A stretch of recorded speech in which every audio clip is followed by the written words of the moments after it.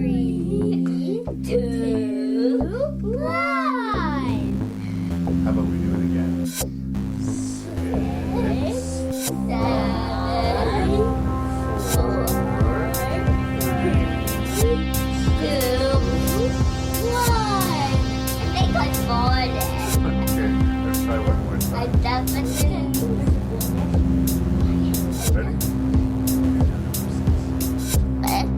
I can move you. Making review. Making review. Say 6, 6, 5, 5, 4, 3, 2, 1.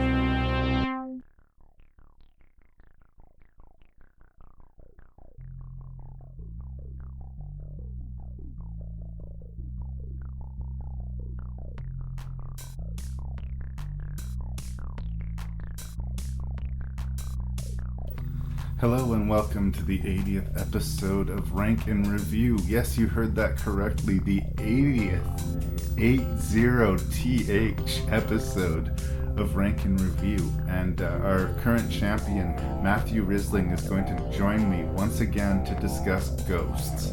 We're going to finally put our Poltergeist discussions to bed. This interview was recorded over Skype from the big shitty of Toronto, and there's a little bit of Skype interference here and there. I did my best to clean it up. I think it's totally listenable, but I'm just giving you a heads up. This is a Skype interview, and so that's what it sounds like. It's worth listening to, too, because we discuss 6 pretty interesting ghost movies, and I think you're in for a treat. As usual, you shall expect coarse language and spoilers for the 6 movies discussed. As usual, you should send your feedback to your host and random Canadian, Larry Parsons. That's me, at rankandreview@gmail.com. That's RANKNREVIEW@gmail.com. If you also want to help out the show, you can throw me a like on our Facebook page and throw me a positive review on iTunes. Those are the 2 places where I will personally see and appreciate the feedback. So thank you guys so much for your continued support of my podcast, and I hope you enjoy episode 80, Poltergeist.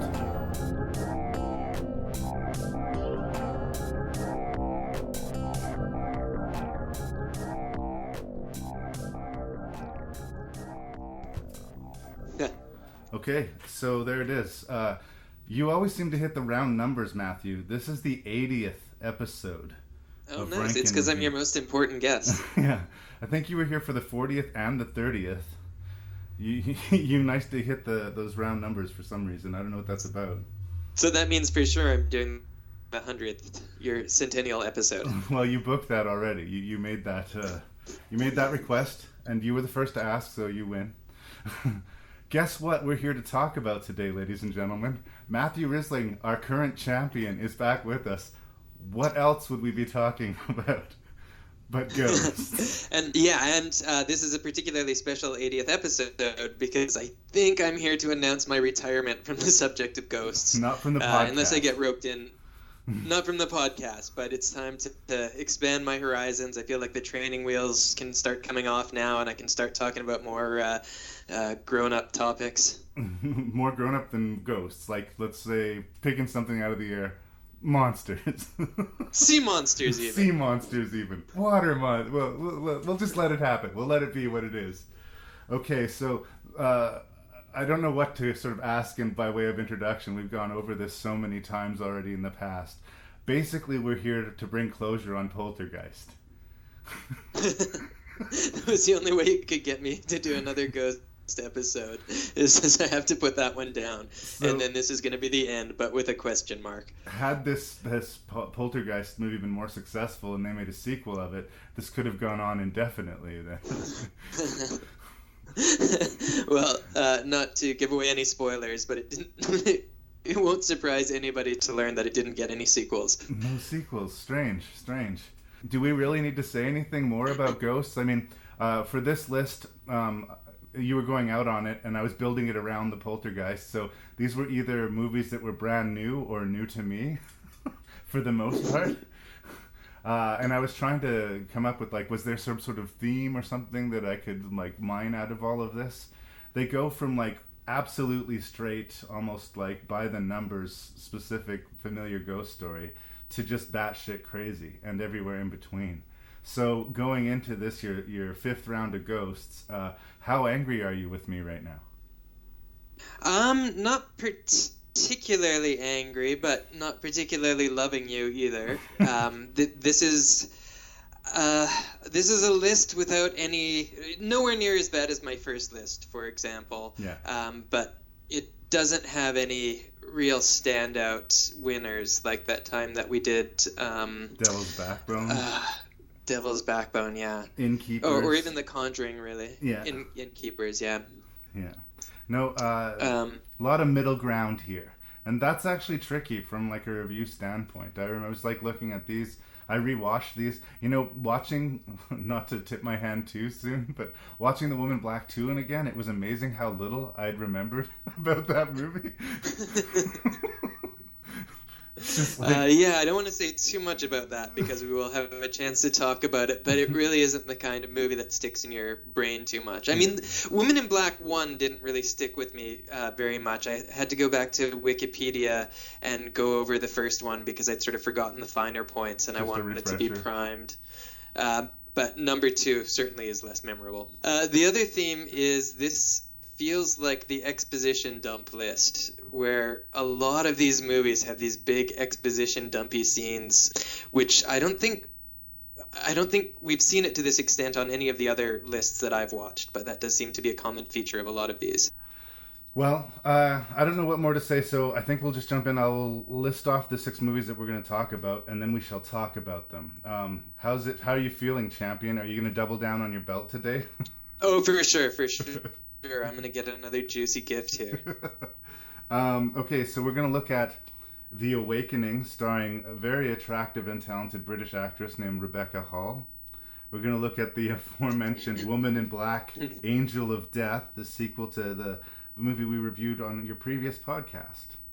We're going to look at We Are Still Here, probably the most recent of the movies that we're talking about.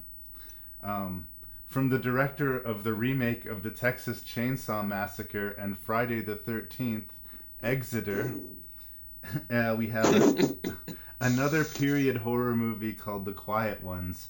And yes, we are going to finish with the nouveau version of Poltergeist, starring Rank and Review favorite Sam Rockwell. 1, 2, 3, go. Let's do it. Boom. These boys aren't worried about bumps in the night. They are frightened to death. It's the living you want to watch out for, not the dead. Something is causing this. Why do you keep your eyes closed, Florence? Lock the house. There was a man! There was a man! Why are you doing this?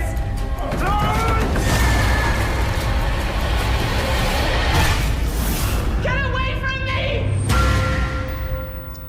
So The Awakening is a period horror ghost story, and I think it's probably the most familiar as far as its structure that we have in this list. It reminds me very much, actually, the first episode of Ghosts you did with me, I believe. We did this movie called Haunted. Yeah, that was actually my very first note that I took for this movie, as it seemed a lot like that Aidan Quinn movie that we opened with. Yeah, instead of Aidan Quinn, we have a super attractive British lady played by Rebecca Hall, who is a very, skeptical-natured person. She, much like the Aidan Quinn character in Haunted, has basically made her fame disproving things, and she gets summoned to this school where they believe they are having a haunting. And lo and behold, it holds many dark secrets, including connections to her past. Such is the basic and familiar story of Awakenings. Does it do anything to elevate itself in the genre?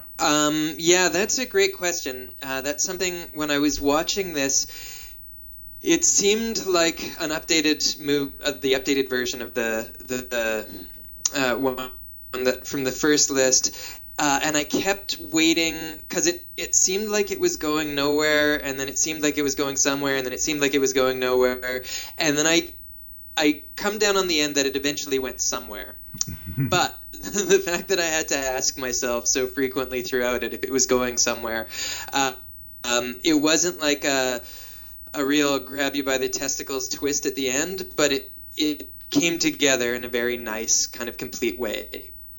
That's what I would say. Whereas I kept on underestimating the movie, I kept on being surprised by it minimally.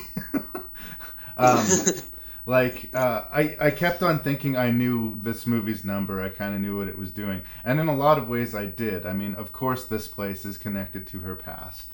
And of course, you know, certain characters are going to turn out to know more than they reveal. Like, a lot of those type of reveals didn't really do it for me. It was smaller moments in the movie that did it for me. Like what kind of stuff? I enjoyed the first genuine jump scare she gets when she gets pulled off of the dock into the water, or so she thinks. Right. And a lot of her ghost traps, a lot of the old school sort of charming, like, based on chalk and light bulbs sort of booby traps that she sets around the house, and the payoffs that those sort of bring. I enjoyed that aspect of the movie, right? Mm-hmm. But when it comes out that, oh, she actually was a child in this school, and oh, you know, she's directly connected, none of that really felt like a big revelation to me. Yeah, that was one of my final lines that I wrote about it. Well, do we want to do the plot dump now, and then we can get into how it comes together, like to go through some of the particulars of the mystery? The mystery? Well, like I say, she's summoned to the school because they want to determine whether or not there's a ghost there. The headmistress of the place, Imelda Staunton, however you say that name, there's something about how attentive she is to the Rebecca Hall character and the way she is so direct to her that I always feel like there's going to be a card that she's going to play sooner or later in the piece. That's, I don't know if that's me bringing baggage from watching so many movies, but as far as the plot, that is the plot. At first, she's trying to decide, like, is this place haunted or is it a sham? And then when she gets sucked into the real mystery and sort of the connection with her personal past, it's her wrestling with that, you know. Is this legit supernatural, or is she sort of coming unglued? Well, yeah, and there's this little kid, I believe his name is Tom, whom she's trying to protect. It seems like he thinks that there's a ghost boy that's going to kill him. Mm-hmm. And she's trying to protect him throughout the movie and is forming a relationship with him. And for a lot of the movie, I was thinking he's doing a bunch of suspicious stuff that I'm sure this little kid's got to be a ghost. But at the same time, there would be scenes where other people would talk to him, particularly the Imelda Staunton character, whose name was Maud, who had the Donald Trump haircut. That was something I was watching. This was somebody that pointed out that her hair looked like Donald Trump. No. I'm so glad I didn't put that together. It was a little hard to take her seriously after that. She was acting, that little kid was acting kind of ghosty, but it seemed like there were not continuity problems. It felt like I couldn't tell if the movie was slipping up and having characters acknowledge him, if he was a ghost, that they shouldn't be able to acknowledge him. But that they did a good job of wrapping that up with her, where it turns out that she knows about the ghost, and we're just going to go full spoilers, Absolutely. Right? Let's do it. Okay, so as it turns out, she was the little boy's mother. The little boy is a ghost, and the little boy was the half-brother to our protagonist. So before this house was an orphanage, it was a private residence where our protagonist had grown up. And her she made father up this whole alternate childhood that she grew up in Africa or something like this. But yeah, we find out she was raised in that house and she was witness to the death. Basically, right? Yeah. And this whole repress it all thing, I think that the way they were trying to show us this is the Dominic West character, who's this sort of war veteran suffering from post-traumatic stress in a world where post-traumatic stress isn't sort of acknowledged. He sees ghosts and believes in ghosts. I think that's sort of part of being a damaged person is part of what opens the window for you to that. So I think we were supposed to be paying attention to him, but instead we're paying attention to the little boy. You know, because we're waiting for the twist, the little boy's actually a ghost, or they're all actually a ghost. We kind of outsmart ourselves. That's what I'm saying. I'm not sure if it's the movie that's really smart, or if if we kind of are trying to outsmart the movie and instead keep on anticipating it incorrectly. I don't know. It's weird.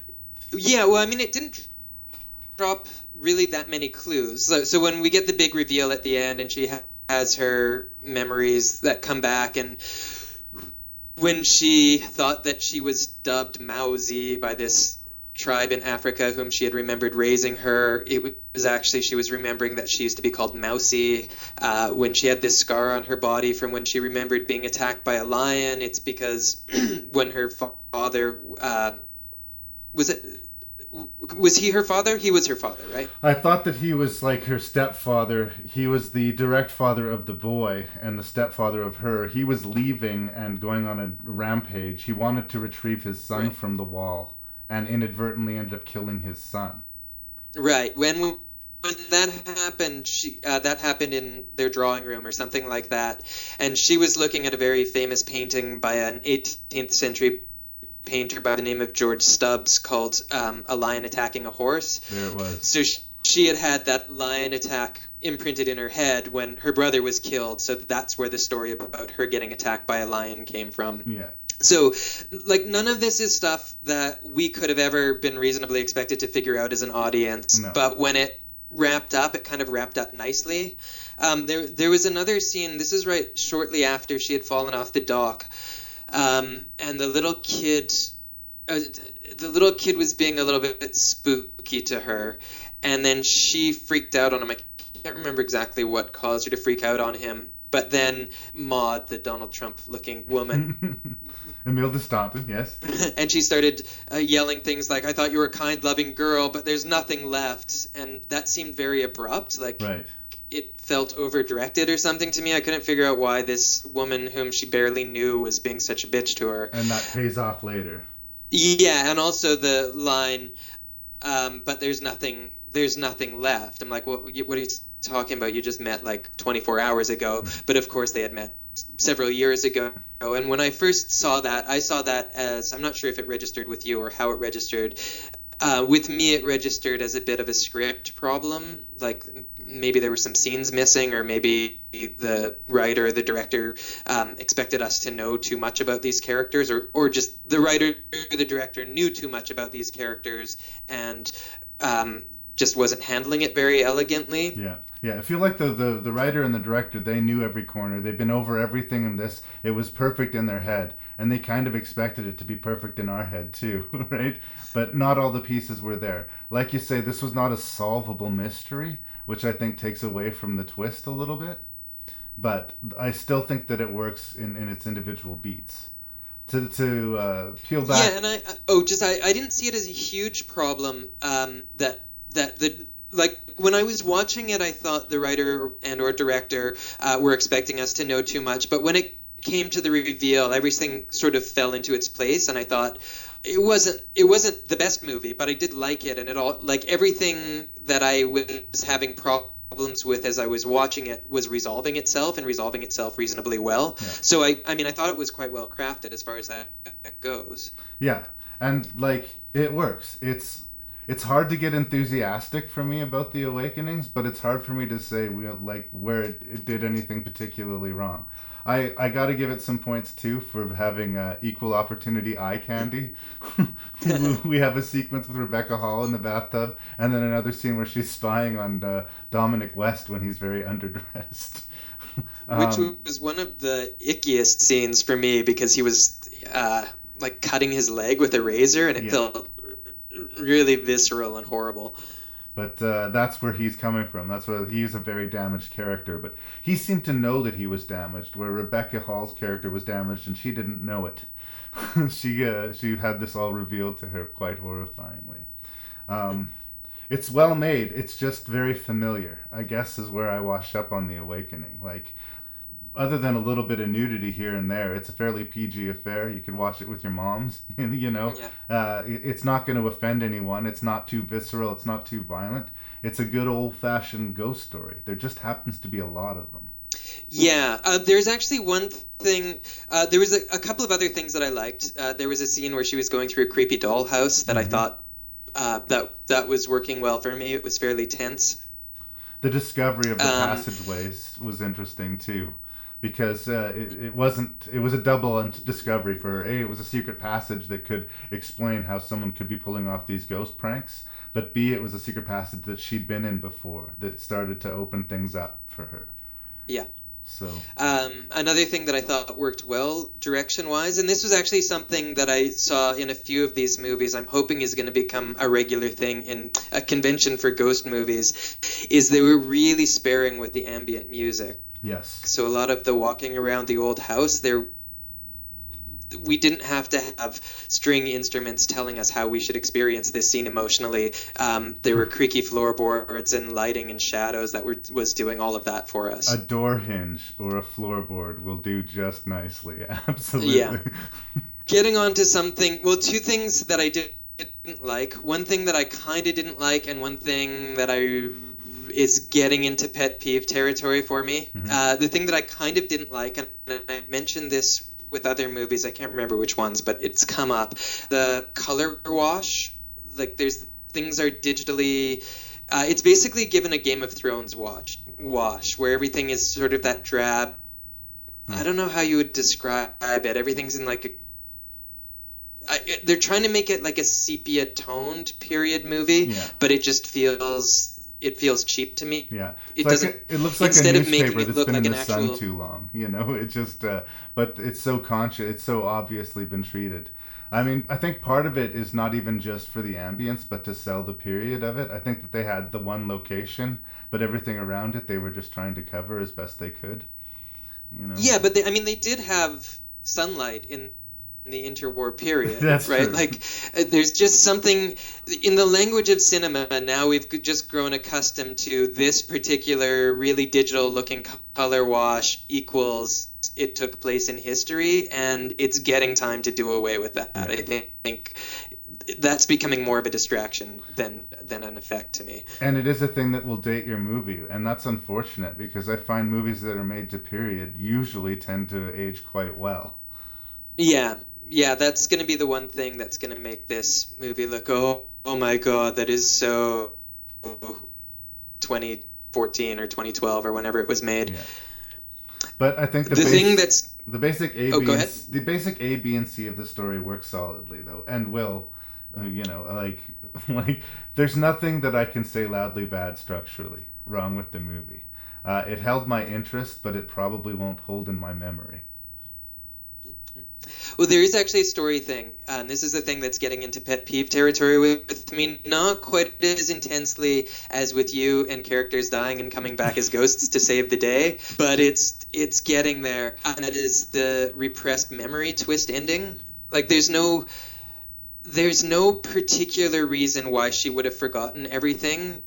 This is one of those things that happened a lot in, like, sort of folklore psychology of the 70s and 80s that people would experience these traumas and just everything would be a blank. Yeah, you didn't remember the satanic cult that took you out into the woods until you were in your 30s for some reason, right? Or was that all just maybe bullshit? Well, so, I mean, what you will find is if there's intense ongoing trauma, people will tend to just have these blank spots in their memory where they just don't write as many memories, or they're not able to retrieve them like that.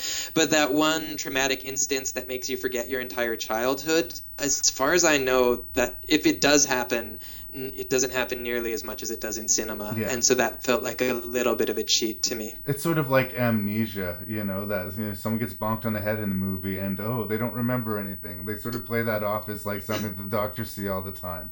No, not so much.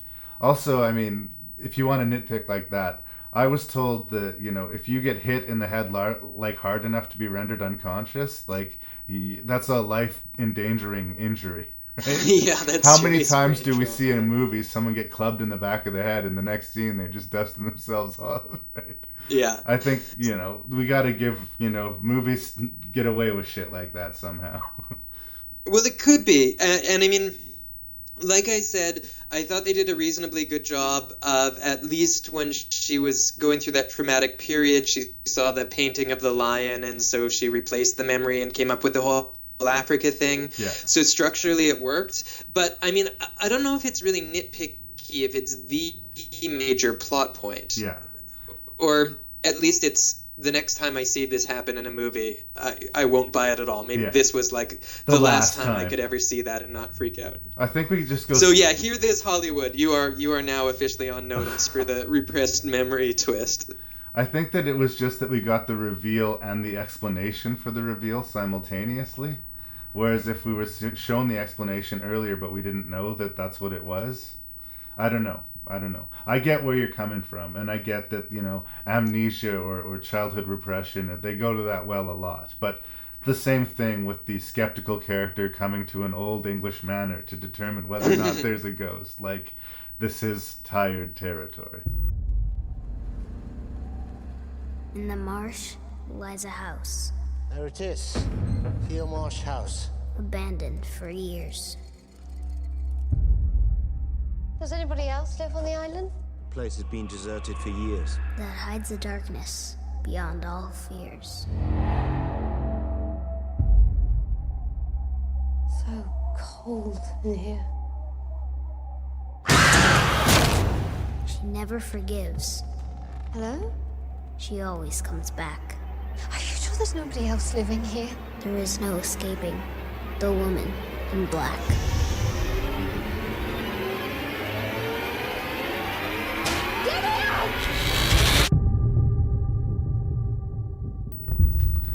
The last time you were on the podcast, we discussed Woman in Black, starring Daniel Radcliffe, Harry Potter. And I said a lot of things like very positive about it, although I was sort of personally had like my own my own history with the material. I had a fondness for it. But a lot of the things that I said positive about that movie, I can say the same about this. I think that the production value is very, very strong. I think that they're pretty good at delivering boo scares. But what Woman in Black 2 doesn't have that the first one did was me being emotionally involved with the goings-on. We jump ahead 40 years, and after the bombing of London, a bunch of children who are either orphaned or just need a safe place to stay while things are being sorted end up going to the familiar Eel Marsh house. And they start seeing creepy things, and they start disappearing, and the woman in black is up to her evil shenanigans. Mm-hmm. That's basically where we start with Woman in Black 2, and that sounds like a fairly strong premise, and I like period ghost movies, and I really like the first one, so why is it that Woman in Black 2 is so forgettable to me? Thinking the same thing as I was watching it and forgetting every scene as it was going on. I just saw this movie last night. This was the last one on the list that I saw, and it's the one that I think I have the fewest memories of. I'm kind of going back to my notes for things that I was thinking about it, but I didn't actually take that many notes because there was just nothing that really stuck out. And I think that might be the answer.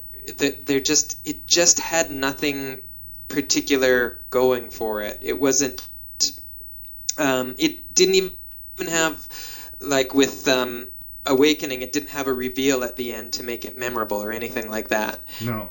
It had a really good premise, I thought. So it basically had the same premise as the Narnia movies, where the Battle of Britain is going on, London is getting the crap bombed out of it, so children are sent to the countryside where they're less likely to get bombed. They move from one dangerous place to another dangerous place. Yeah. Yeah. And it has the added bonus of, for safety reasons, there are blackouts at night. So lights, headlights, and stuff. You're supposed to turn all of that off so the Germans don't know where to bomb. So you've already got the mood built right in there. It's already tense. It's already dark. And there's not even any scenes where you're like, why are they in this creepy place? Because they have to be in this creepy place, because if not, they're getting bombed. That's right. Why is it so dark? Keep all the lights off. Like, all of that already makes sense. They have so much to work with, and then nothing really happens. Yeah. Well, stuff happens, but you just don't care. And I'll go even further than that. Not only is the premise solid and does it work and justify the dark hallways and the reason that they're not leaving the scary house, for a movie populated with children and unknown actors, I thought that the performances were uniformly strong. Like, Yeah. it's a weird thing where, like, I've got all these positive things to say, but I don't remember the movie very clearly at all. It's like, it's one of those shows that you could be watching on TV and during the commercial break forget what you were watching. There's just I hate to be this mean about the movie. Like, they're trying to sort of revive this old Hammer Studios from, that did The Blood of Dracula and sort of did a bloody British riff on all these old classic horror movies, right? And so they're trying to bring back that brand, and I'm all for it. And like I said, I thought that the first Woman in Black, though familiar, was very successful. I took my kids to Callaway Park this summer, and Owen for the first time wanted to go into the haunted house. And I was one of the first times I really realized just how lame the amusement park haunted house is, You're looking at a bunch of mannequins, through a pane of glass, and a story's being told over a speaker that's going to lead to an inevitable and obvious jump scare. And then you move on to the next room, and then you move on to the next room. Wow, that's a great metaphor for what this movie was. Yeah. This is actually where I'm going to disagree with you. And if you're feeling kind of shitty for slagging on this movie, I can take a point on this one, because I'm going to say something even less kind than... you opened up by saying everything was there. For example, the jump scares were there. One of my big notes is the jump scares really weren't there. Okay. You just know every time some stupid ghost is going to jump out at these people that are giving good performances, but you just don't give a fuck about any of them, or I didn't give a fuck about any of them. Considering children are going missing, I should have cared more. Yes. Again, in the same way that The Awakening seemed a little bit paint by numbers, like everything was exactly there, but there was just nothing special to grip you. Right. This was even less something special to grip you. Right. Yeah. It's like short. And you could. It's short and sweet too. It's not like the movie takes forever, right? It gets the job done relatively efficiently. But the original Woman in Black opened with these 3 little girls playing tea and then jumping out a window, and then a bunch of stills on a bunch of toys. Like, it was creepy before the story got started. I felt them trying to do the same thing here, but it's just not quite to the same degree. Yeah, and you could see, it felt to me like halfway through they're realizing that there's no engagement with these characters, or if there's going to be a climax, it's purely going to be a plot point climax and not like a personal climax. So they had this scene where this woman is driving to the house with her pilot, soon-to-be boyfriend, or whatever, love interest, and he starts freaking out as the tide's coming in, and he gets really snappy, and then they make it to the house as the tide comes in and washes out the road, and then he has this really long monologue about when he was in the RAF, his plane went down in the water, and all of his crew died, they all drowned, and now he's really scared of the water. And it seemed like kind of like Quint from Jaws, but like you don't care and you don't particularly believe it, but you know they're setting you up for some sort of a climax at the end where he presumably sacrifices himself to save her from the water, which is in fact exactly what happens. Yeah, it's almost like he was fated to drown in a horrible bog. Yeah, and it seemed like that whole scene seemed like it was just put there, like they wrote it on a sticky note and just attached the sticky note to the film, right? It didn't feel like it belonged. It didn't flow with the movie. They just decided at one point that they needed some sort of an emotional climax. Yikes. Well, I've already run out of things to say about Woman in Black, too. I'm sorry to be so lame. But I think, like, I wonder if this would be a more interesting ghost movie if we hadn't already watched 30 ghost movies between us just for this one. There's a possibility. It's another one that seemed to be taking shortcuts. Yeah. So this is another one with Game of Thrones coloring to look period-y. Actually, this is another thing with The Awakening, but it's more acute here in that everybody's dressed in period costume except for our hero, and she looks like she looks like you could see her on the street today. Like, she seems like somebody from 2016 that is just hanging around with these people in period costume. It just doesn't quite feel right. Yeah. And that could be a budget thing, so it's not really fair to criticize about that too much. Well, a note on historically set films, too. There's this need, because, times have changed, to populate all these historic pictures with super strong females who are willing to strike a man or yell at a man or put a man in his place. And that's all great, to push, that message in the modern age. But it's also, just not true. In certain time periods, especially this one, women just weren't listened to or taken seriously. I'm not endorsing that behavior, but that's just the way it was. And if you're going to pretend to be authentic, I think maybe you should be reflecting that too. Actually, I'm going to take that as a callback to The Awakening. One of the things I thought was they did really well with that in the climax is... she's poisoned. You're not sure if she's dead. Yeah. And then it fades to black, and then it fades back on her, and she's walking down the hallway, and she passes these two stodgy old, I don't know what they are, superintendents of the school. They don't even look at her. Sort of glides past them. Yeah, and then as it turns out, she is alive, but that's just because it's the interwar period and nobody is paying attention to her. I thought that was a nice little touch. Yeah. Nicer than anything that's really in Woman in Black 2, Angel of Death, which was already a bit of a red flag. Yeah. And why that title? And again, why is it more interesting to go talk about The Awakening, which we've already reviewed, than it is Woman in Black 2? I think that is all that we really need to say. Yeah, but, okay... and this has been cruel, although I don't think it's been cruel. Maybe it makes sense. We've been talking about how forgettable it is. It's also not bad. I want to stress that. Right. It's just bland. It's got nothing really going on, but it's not torturous to watch. No. It just doesn't distinguish itself in any way. Like, there will be movies that rank lower than this on the list, but it's impossible to get enthusiastic about it. I know you think it's silly, but I really can feel something here, Paul. So what are we going to do about it? What if Jacob and May came up for the weekend? She told me once that people pay her to do seances. This house has an energy all its own. We don't need to find the darkness here, Paul. It's everywhere.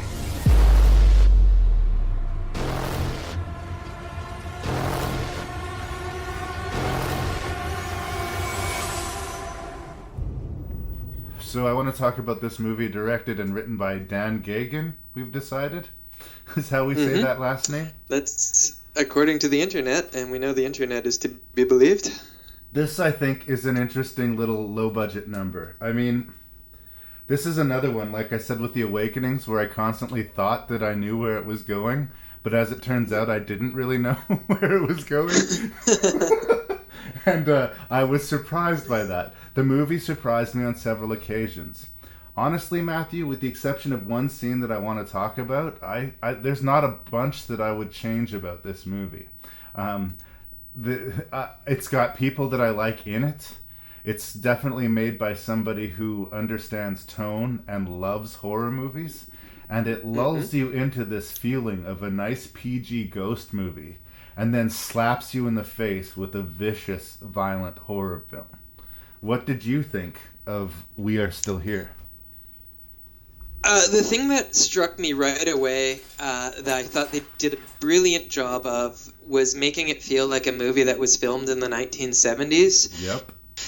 So in exactly the same way that the last two movies didn't sell their period quality to me, this one totally did. And it was like just simple quality of film, lighting stuff. It was consistent, and I think it was done on a pretty low budget. Very low. I mean, I think it just goes to show that this kind of thing is achievable. It was shot in upstate New York, but it reminded me of Saskatchewan in the winter, which I really liked. Yep. And in fact, I thought it was filmed in Canada. They'd had a very 1970s Canadian, like one of those tax incentive movies that got filmed in Canada in the late 70s, early 80s. I'm sure that the people who made that movie would take that as an insult, but they shouldn't. The people that made We Are Still Here? Yeah, might take it I think that's exactly what they were going for. No, but they might take it as an insult that it's reflective of a Canadian-made film, right? But it's not an insult. I mean, I've thought that too. Like, this could take place in Saskatchewan. This would be a cool horror movie that could be set here. It's this really rural, really flat, really large, bleak, white, lonely landscape. Should we talk about the plot? And also... Sure, but I just want to clarify my point too about it looking Canadian, which I don't necessarily think of as a criticism, but that's also not what I meant. Right. That a lot of the horror and slasher classics from the late 70s and early 80s were actually shot in Canada because the Trudeau administration in particular was giving tax incentives. So you would have like corporations that just wanted a tax write-off fund some movie that was never, it wasn't a Canadian movie, it would get released in the States, but there was just a bunch of these things churned out in Canada, and this just captured the aesthetic of those movies and that genre, particularly of horror movie, captured it so nicely for me. Yeah, and I agree. The premise is once again shockingly familiar. A couple who have recently suffered the loss of their son in a car accident move to a new home in a rural location, meet some very creepy neighbors, and the wife is convinced that she hears her son Bobby in the house. They invite their friends, very amusingly played by Lisa Marie and Larry Fessenden, to come over and help them solve this mystery and decide if the problems are supernatural, psychological, or otherwise. As it turns out, I think they're all three. Yeah, it does get weird with the multiple antagonists at the end. Yep. Where, there are creepy ghosts living in the house killing people, but they're also inexplicably working with the mayor of the town. This is actually where it's going to get into problem territory for me. I'm not sure. You just said that you liked it all except for one scene, so I'm not sure if this is what you had in mind, the sort of climax.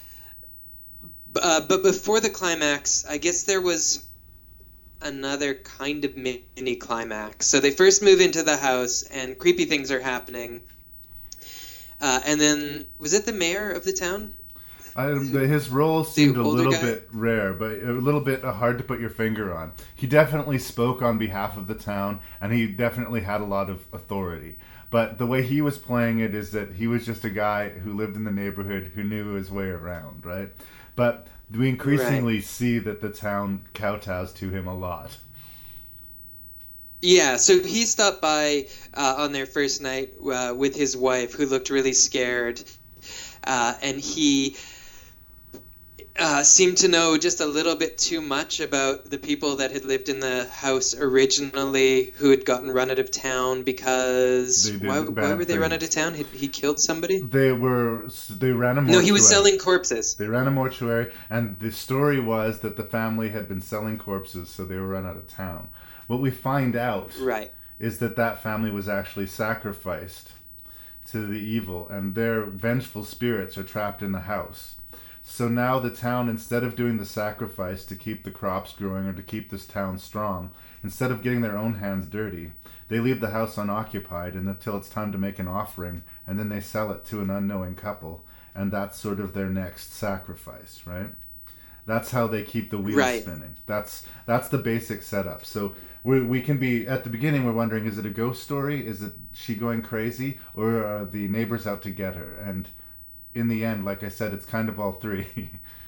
There's a couple of good scenes that take place at the local bar. Yep. The first one is when the couple and their seance friends pop into the local tavern for a hamburger, and they go into the bar, and in true small town in movies fashion, all the heads turn to them and they're made to feel really unwelcome. Everything drops to dead silence is what I was saying. Like when they get into the restaurant, a bustling restaurant all of a sudden just drops to dead silence. You can hear a pin drop because new people. The only thing I can compare it to is the slaughtered lamb in An American Werewolf in London. Like they hit it pretty hard, but I liked it. I thought it was amusing. Yeah, I thought that scene was great. And then there was another good scene where the bar owner, who had been really suspiciously snotty to them, was talking to her head waitress. And then there was a knock at the door, and she told the head waitress to go answer it. And then there was a gunshot. Yes. And then it was this old guy who I thought was the mayor of the town. And then he came in, and he's like, okay, there's people. And it was a nice, surprising scene. Like, it was totally aware. You know that something weird's going on, but it just goes to the nuclear option right away. Yeah. And they're just killing people abruptly. Well, honestly... Which Matt, I thought was great. That's funny, because we're agreeing on the movie. I think we both liked the movie, but we seem to be disagreeing on that scene. Because honestly, that was the scene that I was talking about that I have a big question about. Why did he shoot that waitress? Yeah, so I liked that scene because this is about where the movie changed its tone, almost like in the movie Ravenous, where it starts to feel like it's taking a 90-degree turn here. Yeah. Because it's also going to become a lot more brutal after this scene. I do agree that was ultimately confusing, so I liked that scene a lot more when I thought it would be explained. But there's sort of a recurring problem with this movie, which is that a lot that gets told in exposition dumps. I think I mentioned that earlier on in the episode, that this is a bit of a theme with some of these movies. But I think it's the owner of the bar and the waitress that have a conversation out of nowhere about how exactly every 30 years this house needs to have a family. So, like, there's too much specific information that there's no reason for them to be talking about. Right. And then there's not enough information when there ought to be information.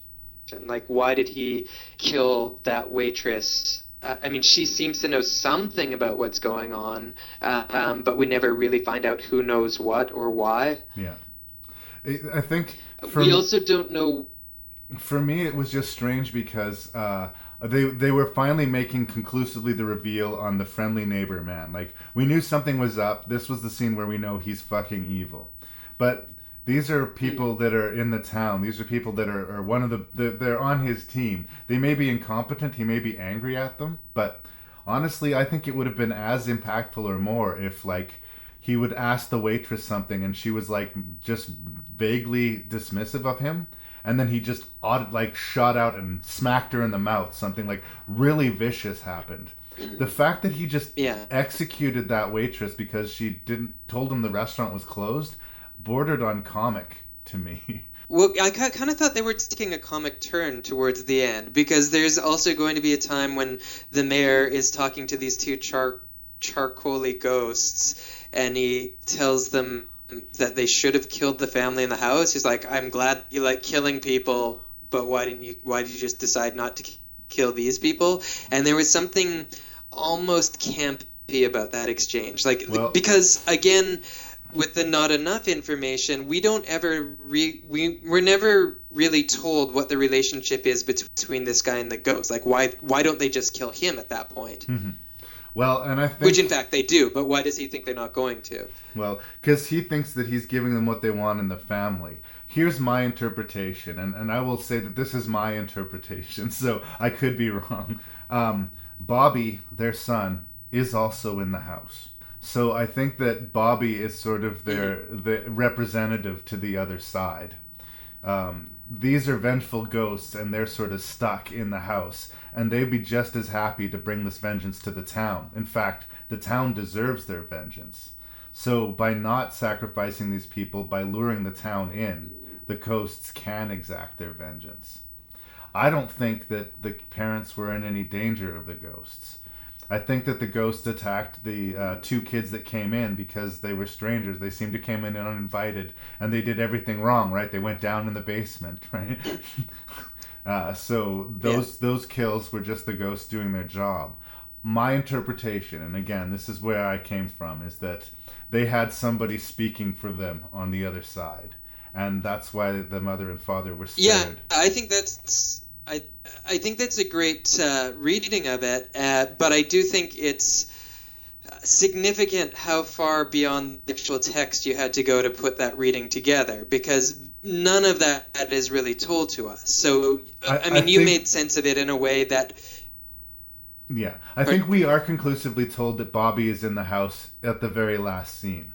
And when I watched the movie the second and third time, because I've seen it 3 times now because I really like it, the soundtrack, you can actually hear Bobby's voice a few times earlier in the film. When she says that she can hear Bobby, this actress, Barbara Crampton, who was sort of a scream queen in the 80s and has sort of been reinvented as a character actress in her later life, when she keeps on saying she hears Bobby, this is not a hysterical, grieving mother.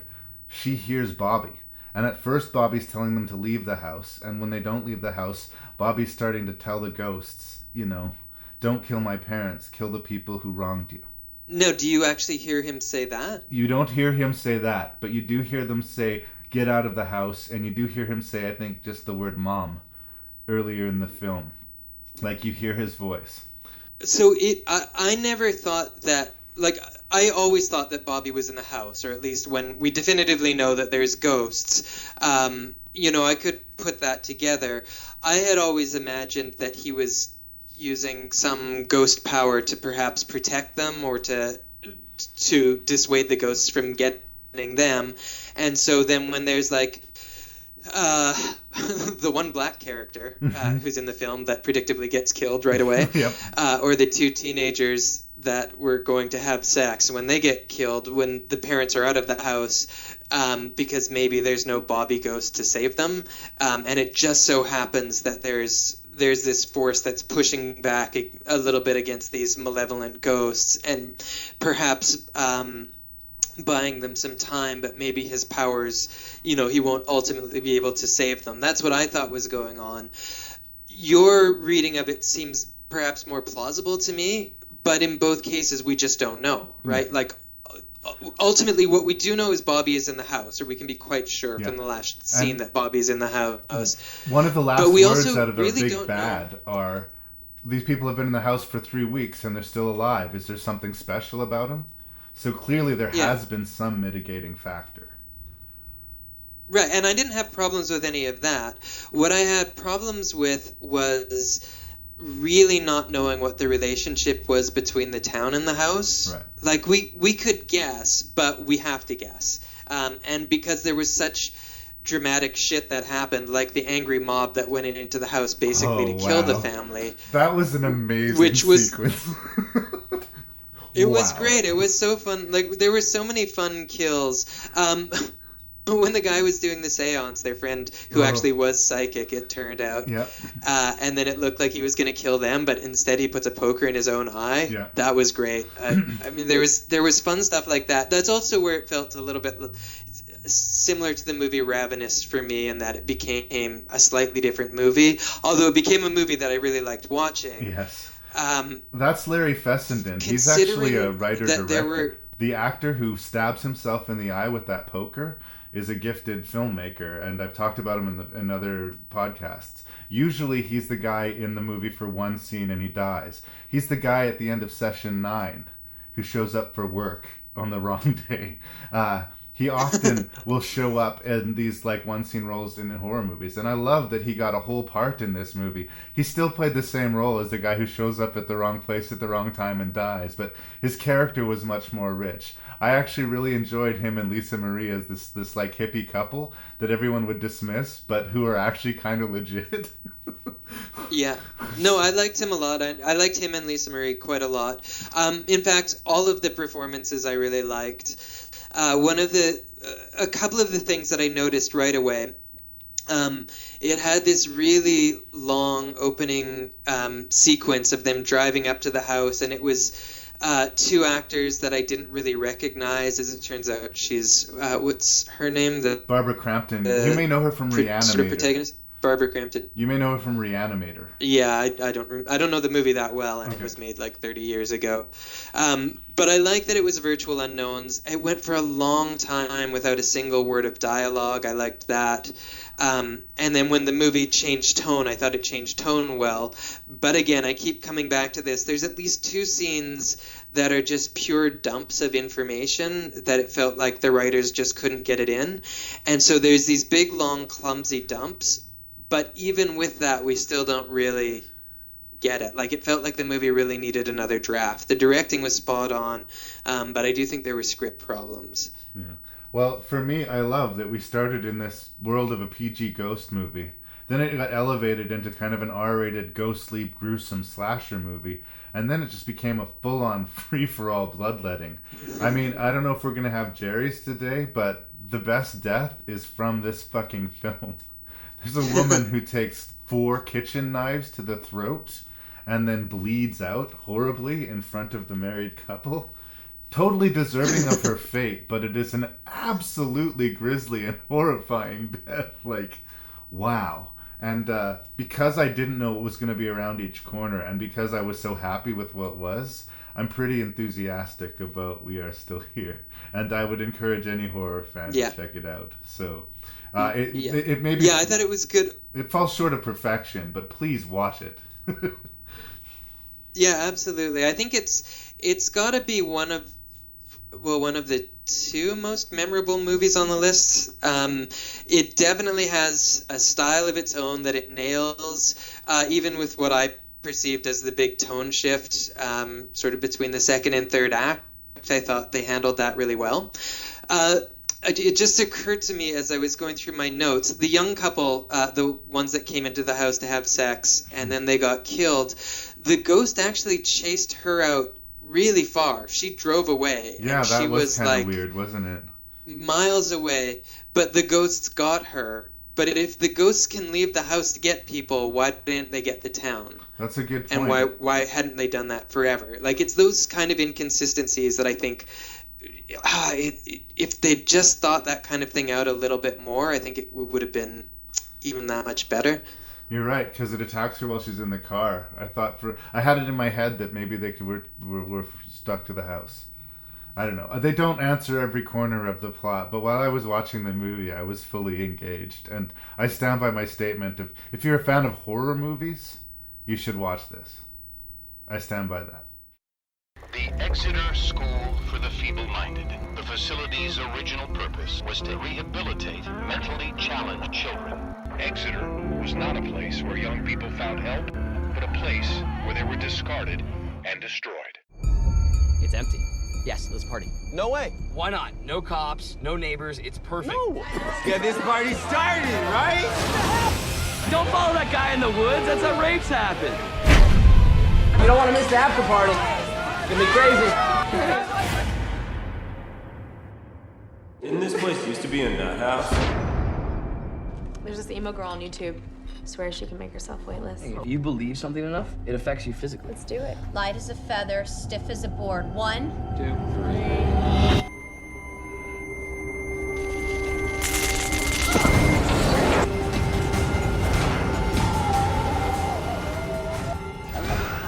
On the previous episode to this one, Matthew, I was talking to my friend Scott Lehman about remakes. Uh-huh. And we reviewed, for the second time in the Rank and Review history, we talked about the remake of Friday the 13th. I know you have a special fondness for the original Friday the 13th, as do I. The director, Marcus Nispel, did that. He also did the Texas Chainsaw Massacre. He did the remake of Conan the Barbarian. And he did this, I want to say Outlander movie. I can't remember what, but this is interesting in his resume in that it's, I guess, not a remake of anything, although it is a mix of borrowed ideas. Like, you can see copy-paste elements from a bunch of other movies. It has this real sort of grungy Rob Zombie aesthetic to it. It's viciously violent, and it has a mean and unpleasant sense of humor. it has to do with a fairly not super likable kid who's manipulated by all of his asshole friends into having this party at this Exeter place, which he is working at and supposedly is supposed to be responsible for. And they decide that they want to do some psychic shenanigans and end up getting this little annoying piece of shit kid named Rory possessed by a ghost. And events just keep on snowballing and getting increasingly more crazy and increasingly more violent and nonsensical. I have a hard time saying a lot of super positive things about Exeter, but I will not say that it is boring. It's certainly good at constantly throwing shit at you. And there are surprises to be found here and there. It is, like I say, vicious. This is not a PG ghost movie. This is a bloody to the wall Marcus Nispel joint. But it's also kind of a hot mess. Where does Matthew Risling, the current Rank and Review champion, land on Exeter? So I was really surprised just now to hear you talk about this director's long and credentialed history, or the fact that this wasn't basically a student production. Yeah. When I was watching this, I wouldn't have guessed that this was directed by a real director. It felt more like kind of something like Evil Dead 2, and I'm going to be careful with this comparison because they have almost nothing in common, except for that it seemed like there was maybe a student film called Exeter that somebody picked up and thought, okay, it's choppy, but there's something there, so let's give it a budget. And so it was like a slightly higher budget version of something that it felt like people were kind of writing as they went along. Right. It does have a scene-for-scene kind of vibe to it, doesn't it? Yeah. When I saw it, when it first started, I was a little bit excited because this Exeter place, which is a former hospital, right away it had these Session 9 vibes to it. I thought, okay, this is going to be one of those ones where you've got this creepy as fuck location that's going to do all of the heavy lifting and just don't get in its way because it's going to do a fine job of most of the work. Nope. By the time I was done, it seemed like I was trying to imagine what the pitch was for this movie, but I just assumed it was basically, we got this really cool, scary place. Now, how about we chop up every single horror movie element, and not just from ghost movies, but every kind of horror movie, blend it all up and just dump it like a pile of slurry into this creepy location, and it should be fine. Yeah. So it's just got everything. It's like a sloppy collage of horror movies. Yeah. Like I said, it's a big, loud, hot mess. But it's not boring, but there's a lot of better movies to watch than Exeter. And you're right in that this feels weirdly like lo-fi. It's like, did Marcus Nispel spend all of his money? Has he taken so many box office hits that he was knocked down? What favor was he paying off doing this Exeter movie? The production value, although not terrible, is clearly down several notches from every one of his other films. I think that the other flaw of the movie, other than, like I said, it just stealing wholesale from other movies, is that there are no likable characters here. Did you find anybody worth rooting for? Anybody that you liked or found charming or funny?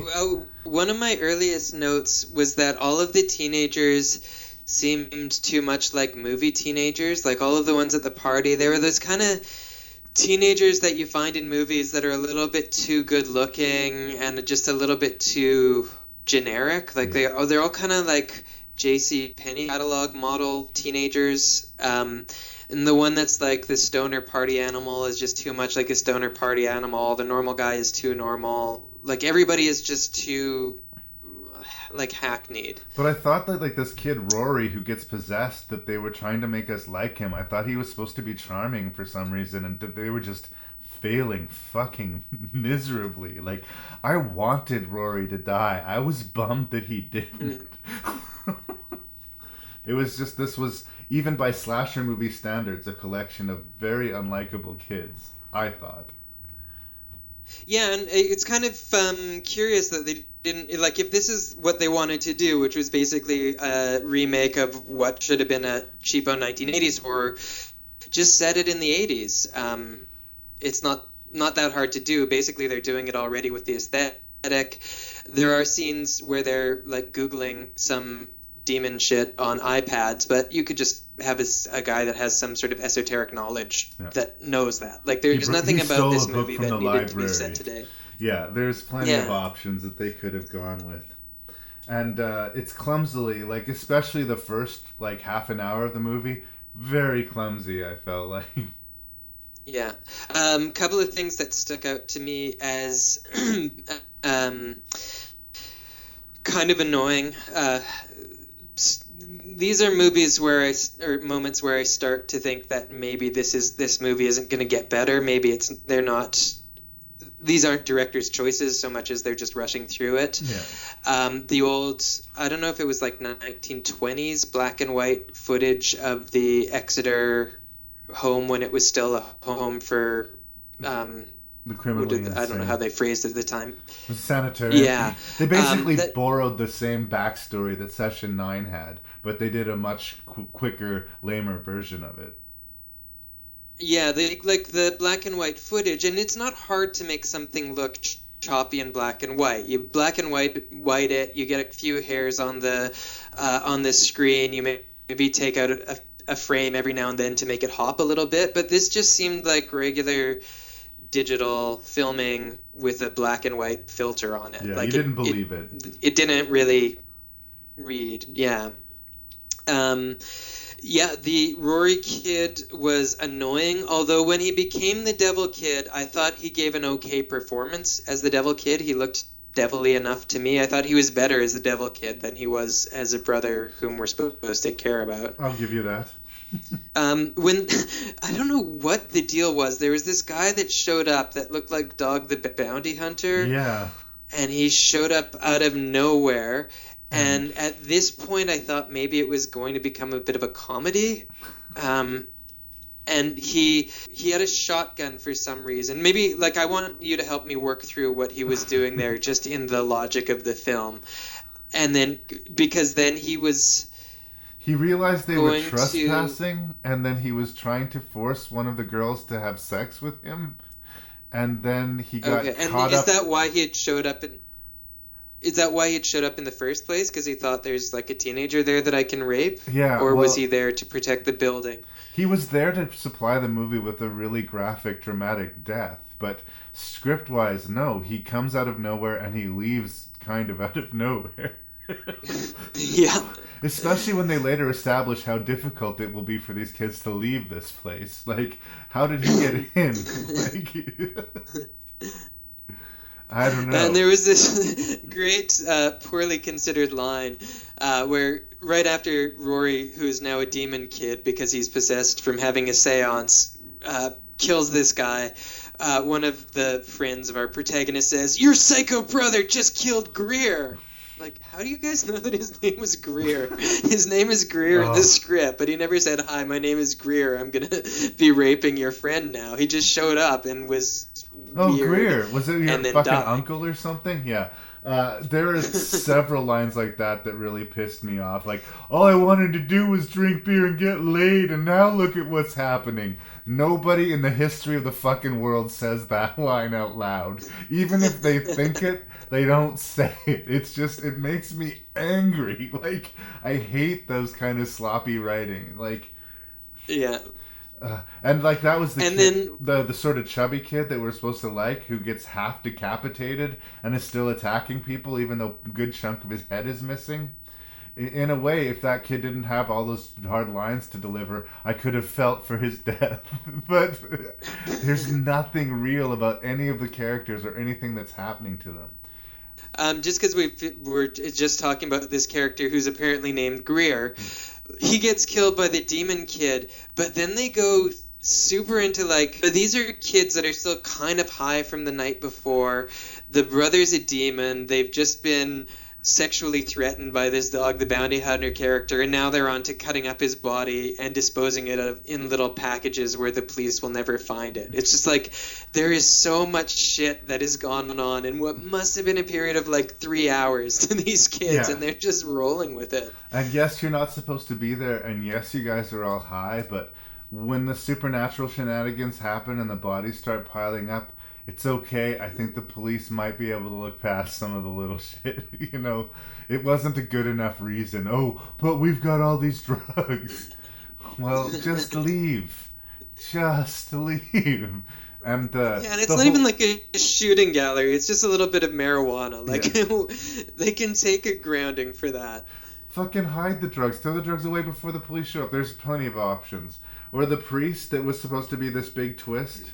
That like he was the villain. I can't remember the actor. He was the villain in Avatar, and he they're set up to be this big sinister figure, and he seems over interested in one of our main characters, and it's like, oh, he's going to turn out to be bad. At no point did I expect him to be bad.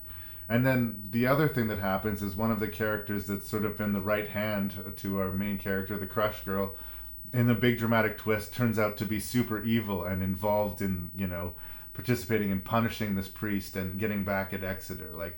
And again, it felt like this last minute script fix. Like, wouldn't it be cool if she was in on it? Yeah, now you're in on it. Well, and I mean, just further to that, because that's one of my notes about this. How do we learn that she's in on it and she's the ultimate bad guy all along? She just tells the guy at the end, and again, another exposition dump. It's like the movie is over, and then it's essentially over. Everybody's dead except for our two heroes. And then she just goes on forever about her whole backstory being his daughter, and she was in the Exeter prison, and blah, blah, blah, and she wanted revenge. And, why are you telling him that? Yeah. And why not make sense. Piece that out over the movie? And it was all very abrupt. Here's the thing that, I could have even made it like a guilty pleasure. It's so crazy, you should watch the movie. But here's the thing that happened in this movie that I finally just almost stood up and said, go fuck yourself. Oh, wait. I'm going to guess what it is. Guess. Is it somebody crawling through the air vents and then there's a cat? Yes. It's a fake cat scare. There's no cat before or after in the movie. For the love of fucking God. I've said it in the podcast before. A cheap jump scare pisses me off. A cheap jump scare with a cat really pisses me off. In this movie, and you know what? It's not even the first hospital set movie to have a fucking cat jump scare. Halloween 2 is set entirely in a hospital, and at one scene, the fucking security guard gets scared by a cat. It pisses me off so much. Fuck you, screenplay writer. Fuck you for doing a cat jump scare. And that character, by the way, who was trying to get them out of the building, supposedly in that, is the character who turned out to be actively trying to kill everyone. So I don't even know why she was scared. This was all her master plan. None of that makes sense. All of that makes me fucking angry. Maybe I'm taking it too seriously. Maybe. I wasn't sure if the cat scare was full-on comedy or not. It didn't seem to be played for comedy, but was it the director being passive-aggressive or something? It was really, really out of place. Because not only why is there a cat in this place, but why is he crawling through the air ducts? Of all the places for a cat to be.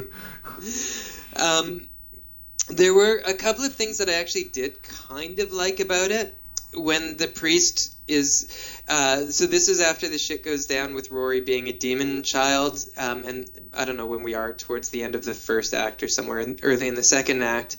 The priest is walking towards Exeter, and then out of nowhere he gets hit by a car. I think our heroes are trying to drive away and they accidentally run him over, and it was just really abrupt. All of a sudden there was a quick paradigm shift. The same thing happened when the fat friend gets stabbed. This isn't where he dies, but he's I don't know, hanging out with Rory, and then he turns around and he just gets a knife in the gut, and it seemed it was quick, it was abrupt, it wasn't lingered on, and I thought it was really nice. There was something just so matter of fact about the way it was done that I thought, instead of doing it with a big swell of music or making it overly dramatic. It added what was almost an element of creepiness to a movie that had already proven that it can't establish creepiness. Yeah. But it was like, if the whole movie had been done like that, it might have theoretically been a good movie, or maybe like there was moments that I don't want to say it had the potential to be a good movie. There's moments that should have worked. When Captain Asshole tripped and impaled himself on that pickaxe. Yeah. That should have been a really shit, shocking death by human error type of moment.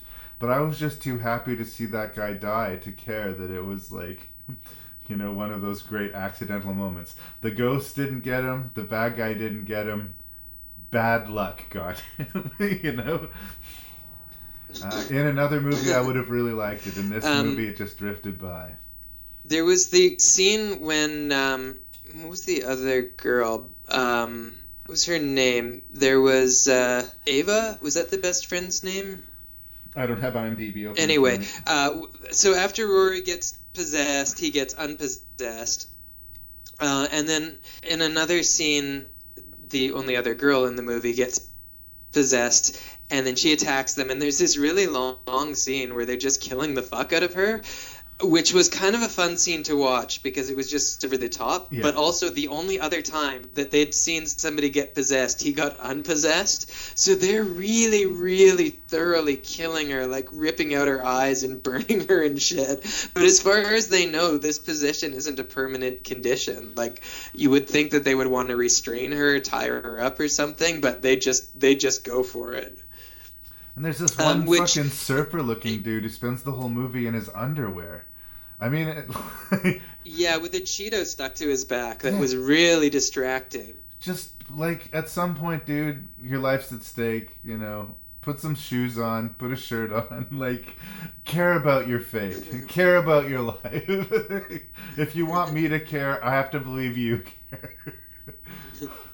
It just blew my mind how consistent the Cheeto on his shoulder was. Because it was there obviously for a choice. It was a choice. Yeah, for hours, an hour or so of film, which means every time they're getting ready to shoot, they're putting this Cheeto back in the exact same spot. We get why it was there in one scene because he had passed out on Cheetos, but it doesn't need to be there beyond when he gets reintroduced the morning after the party, which is when sort of the movie really starts getting going. But do they think they're being funny? When they're gluing it on, or they're thinking, this is hilarious, or they're thinking, genius? Who knows? So the other thing that I thought might be a possibility, aside from the fact that this is some young kid's first movie, is it's getting directed by 6 or 7 people all at once, and they're just sort of tagging off, and it's almost an improv game, and they're directing themselves into the end of a scene and then trying to figure out how the next director will direct them out of it. That would be a much more heroic story if that's how it was directed, but it seems to be directed by something of a washed-up Hollywood director. I didn't have great things to say about Friday the 13th, but the guy who made it was not untalented. If this was the first movie that he made, I might, I might buy it, but it's like the 5th, and that's sad, That sucks for him. Yeah. I think that in the 22 minutes, and it has been almost 22 minutes that we've been talking about this now, you and I have put way more thought into this movie than anybody involved in the production.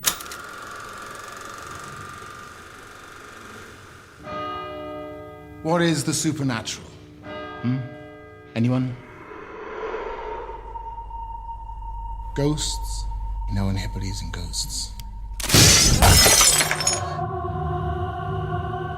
What if you could prove that the supernatural was merely a manifestation of what already exists in the mind? Welcome to the experiment. Are you a believer? 2,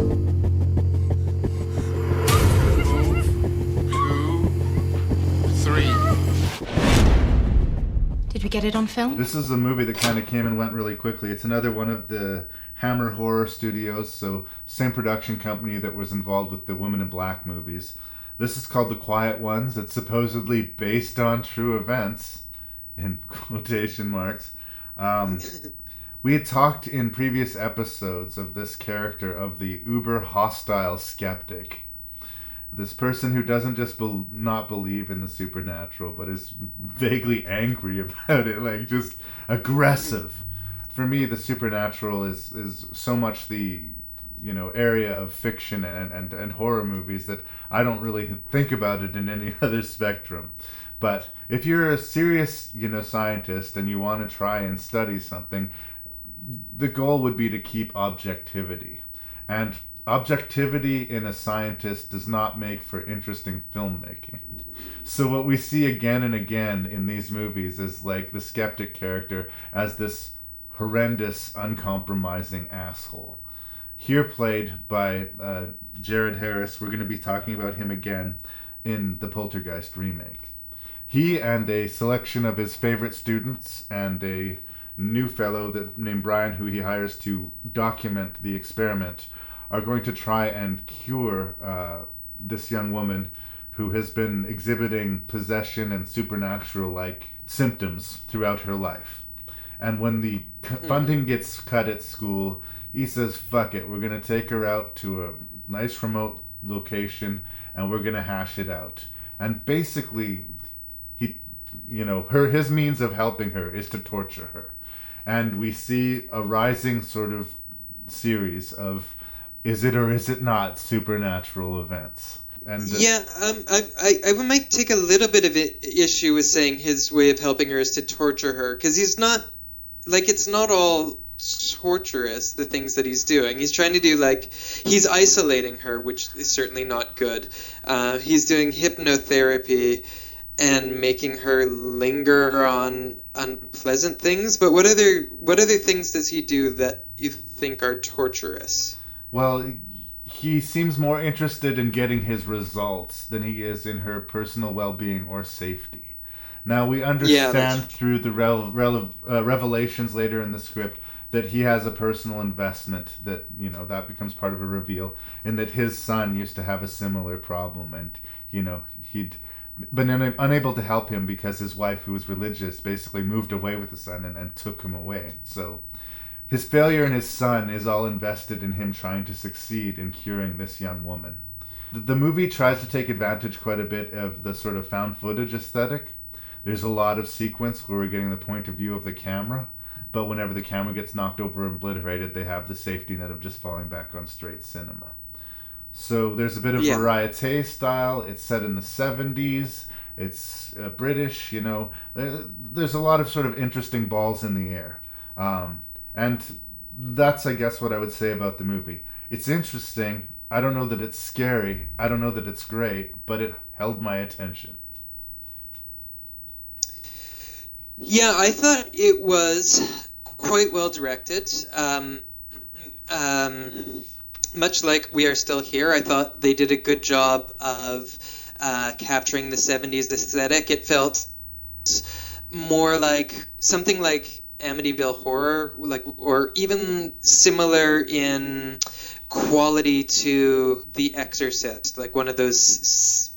So not like the cheap quota quickies that We Are Still Here was challenging, but like one of those honest to goodness 70s ghost movies. The costumes were good. It had that period feel.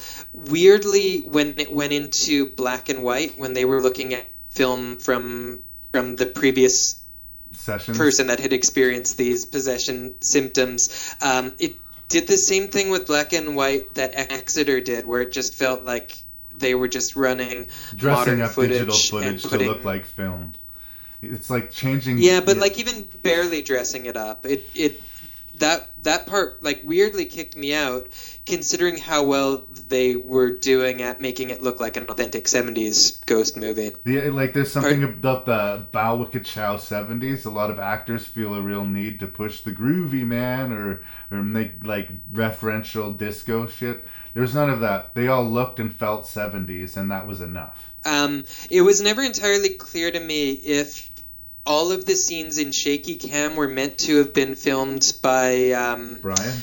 I don't know, Brian, because there were some, like the very end, in what turns out to be, I guess, almost the climax, where it turns out that the woman that is is going through these experiments really is possessed by some sort of a devil, and she locks him in like her solitary confinement room and then burns down the hospital.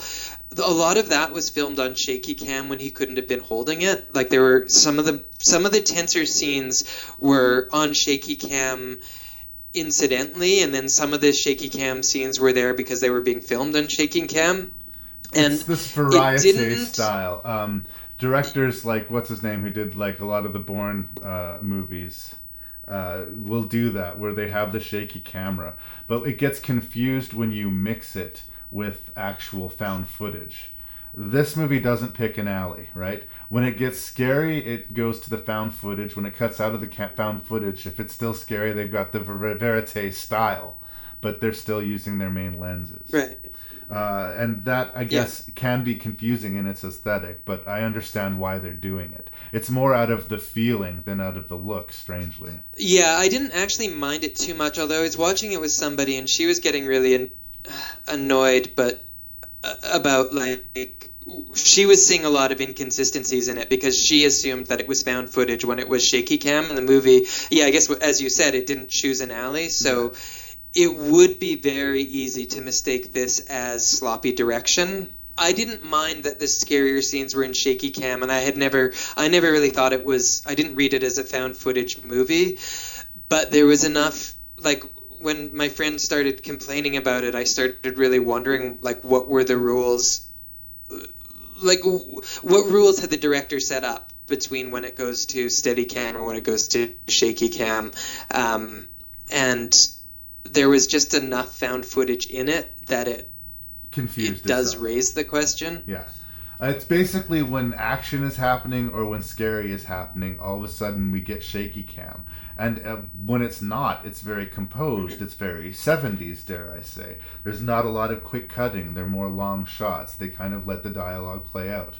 And I like sort of the open air ambience, that they catch the creaky floors of the room and like let it look and feel 70s, but use a very modern approach to the filmmaking. I think that that's something that people who review movies or pay attention to that stuff notice way more than others. I think that if you're watching the movie and scared by it, the shakiness of the camera is sort of reflective of the craziness of what's going on, and you don't even really register it. Well, I didn't register it until it was brought up, and then I couldn't unsee it, right. And it was starting to distract me a little bit. Fair enough. I was trying to defend the movie as like these are directors' choices, but then I couldn't figure out when, like what was going on when, or like I couldn't figure out what the rules were. Anyway, I think you're right though. In the scenes where we're supposed to be scared, it gets shakier. I had a hard time putting my finger on the Jared Harris character too. Like, is he supposed to be an out-and-out villain? Are we supposed to be at all sympathetic towards him? Do his decisions make sense when all is said and done? No, well, so I liked his character. Maybe it's because I like the actor, and I'm impressed by his performance, particularly because he's in the next movie that we're going to talk about as well, and I thought he gave a totally different performance in both of those. And so I maybe I was getting sympathetic to the actor. The character that he was playing was obviously driven and was obviously, not even going to say a dick. He was not a sensitive person, but I could imagine in his reality he was doing what was best. He just really wanted to make this young woman better. I mean, he's an Oxford professor in the 1970s, so when we find out that he's having sex with another one of his grad students, I mean, that's par for the course. Like a little bit icky, I suppose, but it happens. It's not... Yeah, it's not villainous or anything. He read as a character that was ambiguous enough for me that was kind of interesting, that he could go either way. But when we find out why it is that he's driven, retrospectively, everything makes sense. And there were no moments when I thought he went over the top with how harmful he was being to this young woman. And this was a time of when people were doing extreme therapy stuff. I mean, we were talking earlier about reconstructed memories. The whole way that came about, and that whole scandal about people remembering satanic cults in the 80s, it was born out of this psychology that was really irresponsible in retrospect, but it was consistent I thought it was consistent with this being a 70s movie. Yeah. Like a movie set in the 70s. I would have been more kicked out of the movie if he had taken what we would now think of as proper precautions. Yeah. And again, I think that a lot of the stuff that would make us angry today, you can justify because it's a period movie. In a way, they helped themselves by setting it in the 70s. Because there's no real reason that this story couldn't be set today other than they wanted to throw the based on the true events. I have no idea of the actual quote, circumstances that this is supposedly based on anyway. I don't have any knowledge. It was based on a bunch of academics out of the University of Toronto, actually, in the 1970s, and they were just doing seance-y stuff. The results were all inconclusive. Nobody claimed to have been possessed by a devil or anything. It was an early psychology foray into the possibility of the supernatural, one of those times where science decides to test it. Nothing dramatic happened like this. You know, when there's that scene where she was puking out an ectoplasmic worm or a teleplasmic worm, I thought, yeah, that's something that could have happened in real life. That's fairly conclusive evidence, kids. I also actually, if I ever see somebody puking out a teleplasmic worm, I think I'll probably some of my skepticism will start to dissolve away a little bit. I certainly did recognize the hot blonde and her boyfriend as being the people who were going to die earlier in the film. Like, the reveal that Jared Harris was sleeping with that girl was neither surprising nor interesting to me. I just knew that when the stakes ramped up that those two characters would be expendable, and they were. I was actually a little surprised how late into the movie they died. Yeah, I suppose. He kept on thinking they were going to die and then they wouldn't, and then, you know, they finally got around to it. I didn't want them to die necessarily. I thought they were well acted. I thought the movie was generally well made, but their role in the movie was to, you know, become skeptical and be afraid and then die, right? That's just what it was. It was basically a clash between Brian and the doctor character, and obviously whether or not they could save this poor possessed woman. And it was a tug of war. It's an interesting movie. I mean, I'm not enthusiastic about it. I'm not unenthusiastic about it. It may rank artificially high on this list because there's a few other movies on this list that I just find so uniquely unmemorable. It's all right. If you're into ghost movies, you can do a lot worse than the quiet ones. And do seek it out in one way because it's one of these ones that just sort of went by. I think a lot of people missed it. Also, I think we're maybe not selling enough that there were some genuine good jump scares. Like there was the seance scene where everything went dark and they were trying to figure out what was going on. And I mean, I guess I'm describing a lot of scenes here. But the one particular seance scene that ends with the doctor getting his hand bit, that one had me guessing the whole time what was going to happen. Nothing terrible had happened yet. There was enough stuff going on that we kind of expected there would be something beyond, say, a cat jumping out of an air duct. Like we thought something real would happen. No cats anywhere. Yeah. And it's ambiguous enough that there's still stakes. Even well into the second act, we don't know the extent of what can happen in this movie, but not in like an Exeter what the hell is going on kind of way, but in the director is withholding and we feel like it's building to something, which is a question I have for you. Did it build to something? What did you think of the climax? Okay, we'll just go to spoilers, I guess. Our main character, Brian, the guy who was just hired, who came into this as an outsider and wanted to save this girl, ends up a believer and kind of crazy, and we are told that all of his footage has been erased, so he has no proper explanation to what happened. Like, likely he's going to spend the rest of his life in prison or in a psych ward. And I can't help but feel like I should have felt more. I should have felt more impact from that ending. I didn't hate the ending, but I wasn't like, oh, that sucks, dude. I was like, well, and now I can get on with my day. The quiet ones is over. I kind of felt like we wanted us to be hurt by that ending. Yeah, I was actually thinking of the climax more even when Jane, who turns out to be this Evie character who's this either a figment of her imagination or a ghost or something, turns out to be real and sort of this demonic possession, and then she does a bunch of violent stuff, and it's not entirely clear what's going on, but she's killing everybody. It seemed to me, and maybe this is why the ending didn't really leave much of an impact on you, because no decisions, it seemed, were really made. Like, it was just stuff where stuff was happening because it was towards the end of the movie, but there wasn't any, I don't know, it just didn't feel like there was a lot of agency on the part of these characters, so it was eventually nobody going brings to us go really about... wrong, and then, surprise, surprise, it eventually went really wrong. I think, like, it's just there's something inevitable about the movie. You get the trajectory of the movie. They do an experiment, it kind of is a little bit creepy. They do another one, it's a little bit creepier, it gets a little bit darker. They do another one, it goes a little bit worse. And, yeah, they just keep on pushing it until bodies pile up.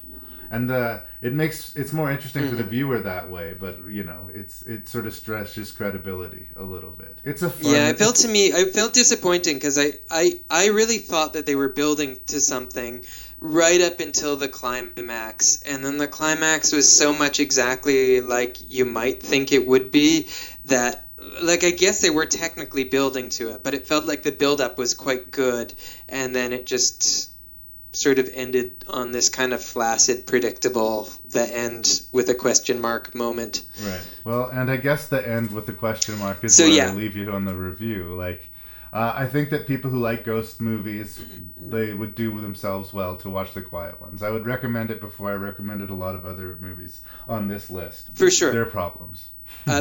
Very, very competently directed, very competently acted, some real moments of genuine creepiness, if not scariness, but maybe scariness, but a little bit, leaving me a little bit flat at the end. I get my Maddie! Maddie? Madison! We have to call somebody. We can't call the cops. What are you gonna tell them? First things first. Your daughter is here, and she's alive. This development was built on a cemetery.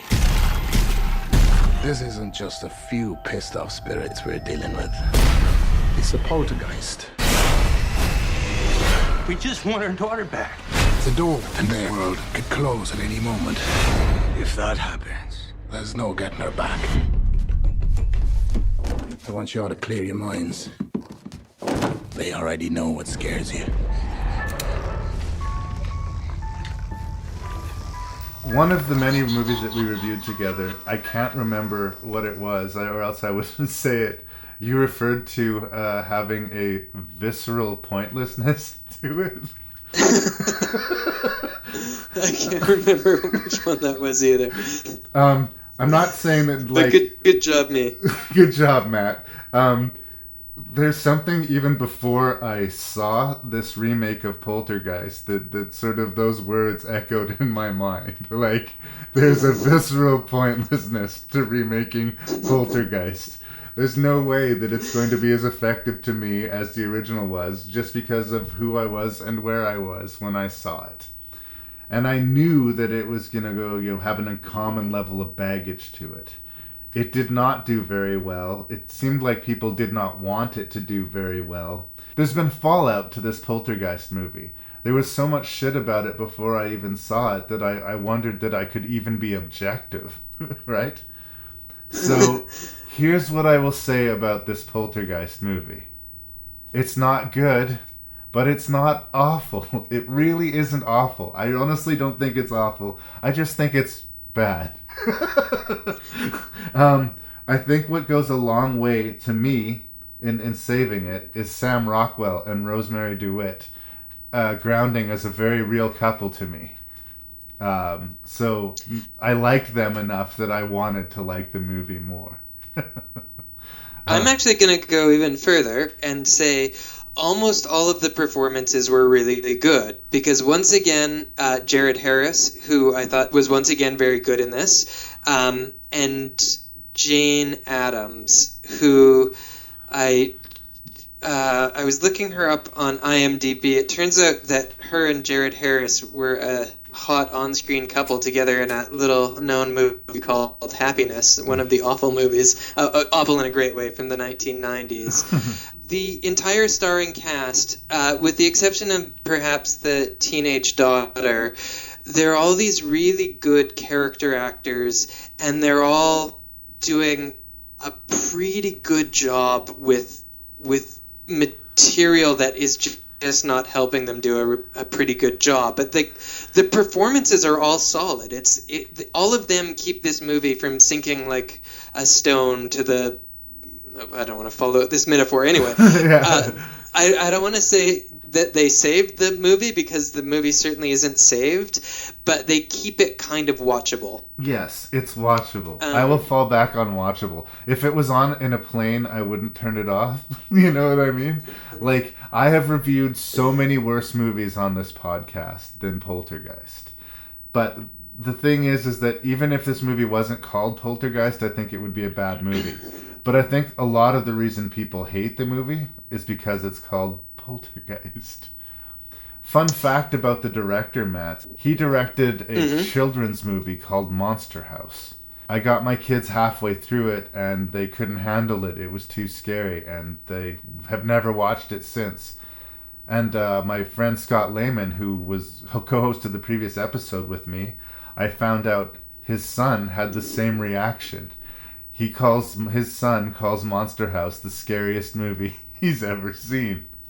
This is not this guy's first haunted house movie, and it's not his first stab at the family genre.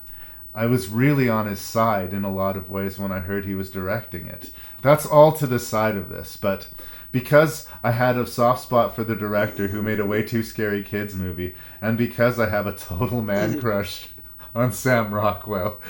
My love affair with Sam Rockwell has been well documented on this podcast. I'm sure if he listened to it, I'd have a restraining order or something. But I just love it's the classic template. This family moves into a house. They're a little bit prisoners of poverty. The marriage isn't exactly on the rocks, but things aren't great. And I like and cheer for them. And they're already in a bad place, and it gets a lot worse because these fucking ghosts show up. Yeah, there are some ways in which I think they actually improved on the original, and even many more ways where I think... and then there was a lot of moments of homage to the original ones where I thought they at least treated it respectfully. I don't know if they really improved on the material, but they weren't just trying to hit the same beats for the purpose of hitting the beats. They were trying to update them, but in a respectful kind of way. So, for example, there's this scene where Sam Rockwell he gets scared and he's drinking vodka or something, and then it turns into worms in his mouth and he starts puking out these worms. I think that was a reference to Poltergeist 2, where Coach Craig T. Nelson, who's an alcoholic for about 15 minutes, and Jerry Award winner, right? For that scene, actually, right? Because he pukes out some sort of a claymation worm. I believe. So, like the Sam Rockwell. So it was nice to see the vomit monster called back to. There's a scene at the end when they're trying to leave the house after the daughter... I'm just jumping ahead in this movie. Yeah. After the daughter's rescued from the TV, and then they try to drive away, but then the car gets stuck in the supernatural quagmire, which means they can't run away. That was actually, I thought, a lot better than the original one, where the daughter gets sucked into the TV, they hire psychics, they get her out, but they need a superfluous fourth act of more horror in the house, so it just has them staying there for one last night, where there's no way they're spending another night in that house. At least in this one, they try to get out of the house. They are physically not allowed to leave, and that's stronger. You're right. But here's a few things that I think are missing. In the 80s, the sense of wonder, that whole Spielbergian sense that I talked about, I think, when we reviewed Poltergeist, there was equal parts sort of discovery and wonder before things got really freaky, was pretty much entirely lost. And I felt that. And it happened quickly. Yeah, in the 80s, too, I think that Poltergeist was about as cutting-edge special effects. They were pushing it as far as we'd ever seen any ghost movie ever push it. Like, it was as much a sort of visual spectacle as it was a thrill ride at the time. when you watch Poltergeist today, it feels less of a visual spectacle because we're no longer in the 80s. But I kind of felt if you're going to call your movie Poltergeist, you sort of need to bring that. It's the same way when Peter Jackson remade King Kong. He just pulled out all the stops because King Kong was trying to be the biggest, loudest spectacle that anyone had ever seen, and he earnestly tried to meet that bar. I don't think they tried to meet the bar of Poltergeist in a lot of respects. Yeah, and so then there were some things where I thought they were just going through the motions. So, for example, they need to have the young daughter sucked into the TV. And in the original Poltergeist, I think all three of them, there was that creepy blonde kid that was sitting in front of this staticky TV, and then in her sing-songy voice saying they're here or they're back, depending on which movie. In this one, you have the kid sitting in front of a creepy staticky TV, but it doesn't work because HD TVs these days don't go staticky in the same way. So it seems like the HD TV show was just playing the static show or something. Like they needed to have that. They thought they needed to have static on a TV, but it could have been anything. Like they could have found another way. It didn't have to be exactly that shot. Yeah, and if they're updating, if they're not setting it in the 80s, then... And it seems nitpicky, but it's not, because it's just one of the many things that kind of boots you out of the movie, or makes you quite aware that you're watching a remake. It's as simple as it being an old TV that was left in the attic or in the basement. Like, it seemed like an easy fix. Yeah. It seemed like something that could have been dealt with better. Yeah, which would have made total sense, because in this one it's an old house to begin with.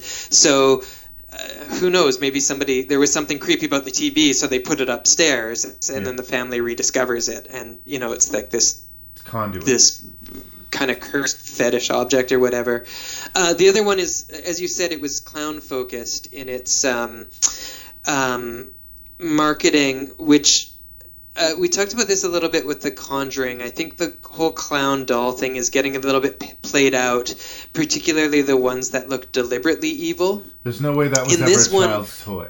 That was just an evil-looking fucking clown. Yeah.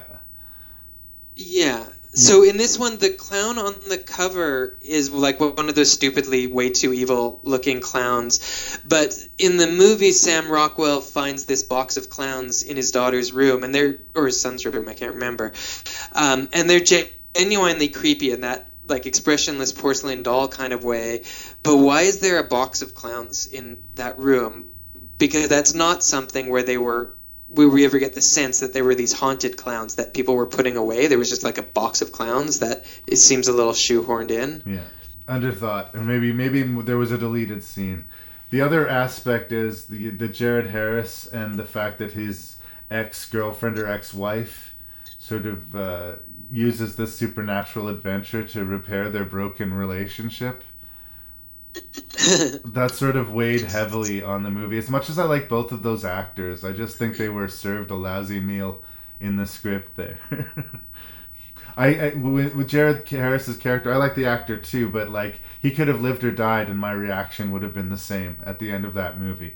We get a last-minute reveal that he's not only alive, but they're together and they're hosting shitty reality TV together, right? And my reaction to that would have been equal to the fact that he, led the ghosts to the light and died with them. That doesn't say a lot. I mean that tacked on scene at the end that shows that he's still alive, which sort of feels like the movie wasn't testing well, and they were just desperately trying to do something that would make the audiences dislike it less. That part felt tacked on, but generally speaking, I thought he surprisingly rose above the material for me. I was expecting a character, like just some annoying con man character that I would be hoping that he would be dying throughout.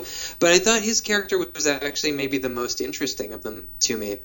Well, like a genuine psychic who seems like he's not going to be, and he's got a schlocky show on reality TV, but actually he knows what he's doing, but you can't make... He's on the level, and you don't expect him to be on the level. The twist is that he's on the level. But that wasn't even, like, they didn't linger on that twist. They didn't milk it more than it had to be. It sort of seemed like, just as you get to learn more about the character, he has more to reveal. Yeah. Which I can't. I mean, I think I'm being more generous with this movie than it deserves. I'm not saying that this is a good movie, but I did think the performances were genuinely good, and it did scream of pointlessness, but there were moments where at least it seemed like somebody in the cast kind of liked the source material, or if the script was shitty, at least the actors were being professional about it. Yeah. Director was, I think, being professional about it. It was a good swing, but to try and remake Poltergeist was a tough one. It was a tough road to hoe. I don't think it deserves its crappy reputation, but I think that this didn't need to be remade. I don't know who I'm quoting here, but there may just be a visceral pointlessness to the movie. No matter how much Sam Rockwell dances and tries to sell it to me, I just don't need this movie. I don't need it. Well, I'm reminded about the latest, this will be already horribly dated by the time this comes to air, but the Tempest in a Teapot that we're living through right now, having to do with the Ghostbusters remake, right? Where, as it turns out, it's not nearly as horrible as you might expect, and it's actually, in my opinion, I actually think this Poltergeist remake was better than Poltergeist 2 and way better than Poltergeist 3, but I mean, unlike those, I can still enjoy those for their time capsule feel. This I mean, I guess in 20 years this will have a time capsule feel, but it just doesn't feel like much. Yeah. It's not memorable, and that's too bad. Yeah.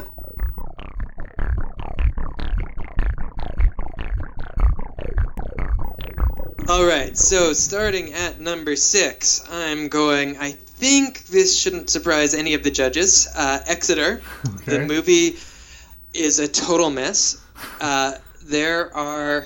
It's not exactly a totally pointless mess. Like there are a couple of moments in that movie where you think that people might be enjoying what they're doing, but mostly it's just too many movies crammed together into one haunted hospital. Next, I'm going to go Woman in Black 2. Kind of well made, I guess, but just utterly boring and forgettable. The kind of movie that you forget as you are watching it. In third place, the final in the Poltergeist installments. It gets all the way to 3, basically on the strength of the performances. This is not a movie that I would recommend, but it's not really hate-worthy either. It's just kind of blah. Yeah. Next, we have The Awakening, which I think was well crafted. A couple of decent jump scares, but overall it was just kind of dull. Next, we have The Quiet Ones, which I thought was well filmed. The direction was good. The climax really let me down. It was almost really good, and then it got to be just kind of good enough. And in first place, and a movie that I think is like one draft away from greatness, I would say We Are Still Here. Really captured the feeling of a trashy 70s movie, obviously directed with a lot of skill and a lot of love. It started out being an interesting, well-directed horror movie or ghost movie, and then it became this weird psycho killer, angry mob, blood romp. Good performances and a good movie altogether. The thing that's stopping it from being greatness is there was quite a lot left unexplained. I am angry at myself right now because we're so close. We're so close to matching, and my reasoning is I hate myself. I'm gonna lose sleep over this. How did you fuck me, Larry? Here's my justification for putting Woman in Black 2, Angel of Death, in last position. I watched it for the second time for this podcast recently, and I had no fucking memory of it. Just a few days. That was 2 days ago that I watched it again. And as we were reviewing it, Matt, I was struggling to find plot points to talk about. Like, it just doesn't hold my attention. And it should. Like, I like these old dusty historic ghost movies. I really liked the first one maybe more than it was worth. I mean, I would still say I recommend the first one. I don't recommend the second one, but Exeter I put to 5th place because as much as it is a hot mess of a movie, it's kind of a memorable hot mess of a movie. Yeah, that makes sense. I mean, the last place, it's usually pretty easy to, I mean, you usually match with your guests on last place, if nowhere else. But the thing is, the Matt, 2 worst ones were bad for totally different reasons. Yeah, but the thing is that other than that, our list is just identical, and for it to go wrong over fucking Exeter really tears my ass. Because yes, the Poltergeist movie is not great, but you can see a lot of really talented people trying to make it great, and I'm on their side. I kind of feel for everyone involved. It almost feels like this movie was doomed for failure, but it's not as bad as everyone says it is. It just isn't. But it sure ain't great. In 3rd position is The Awakening, probably the most industry standard ghost movie that we have here, and I recommend it for that. It may not be as surprising as it wants to be or as memorable as it wants to be, but it's a solid enough ghost movie. The Quiet Ones is trying some things. It's got sort of that found footage vibe, which I'm a fan of. A lot of people don't like found footage, but I think when done well, it can be very emotionally effective. Well acted, and a period movie that doesn't feel overly distracted by being a period movie. I fucking love We Are Still Here. I mean, I know that there's problems and I acknowledge it, but this is a movie that starts feeling like the original Haunting and ends feeling like Evil Dead 2. And that is a compelling journey to me. I really, really get off with that movie. And I've seen it 3 times, and I know I will watch it again. And I know it's one of the movies on my shelf when people are like, well, Larry, you like horror movies. What's a good horror movie to watch? Yeah, check this one out, because a lot of people miss this one. And, yeah, and it would be really easy to miss, particularly from the cover, which the cover does such a good job of seeming like a cheap 1970s ghost movie that it kind of looks like it might be one, so it wouldn't necessarily grab your attention. I can't undersell the level of violence in the 3rd act. Did we say how crazy the violence is? It's Gallagher seats. It's really fucking bloody.